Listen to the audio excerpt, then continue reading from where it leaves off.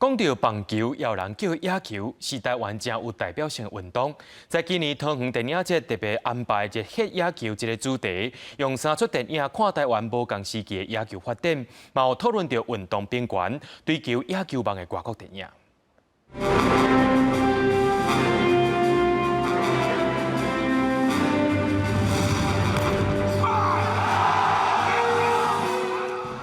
是改编1928年嘉农棒球队打入日本甲子园的真实故事。今年的桃园电影节特别规划棒球主题的电影片段，要让观众为电影了解台湾甲世界的棒球。这单元我们就选了来自美国、日本跟台湾的一些重要的经典作跟新作品。台湾的3部电影也是很重要，因为它顺着时代来讲，有日治时期的卡诺。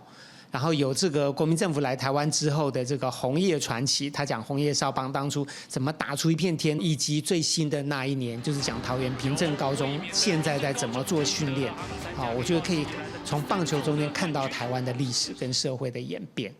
唔来当为电影看到棒球的历史，桃园电影节的台湾奖，嘛要让民众看到台湾的多元价值。当然有国语的，有台语的，有客语的电影啊，然后也有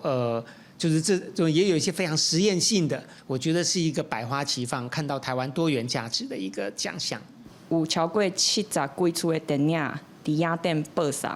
啊，咱阁有40几出的电影是第一届伫桃园要向大家见面，大家想要了解阁较多影展的片段活动，拢会使去咱的 Facebook。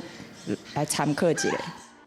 第7届的桃园电影节主办单位拢总规划9个主题，希望透过影像讲故事，让民众用无同角度思考各种议题。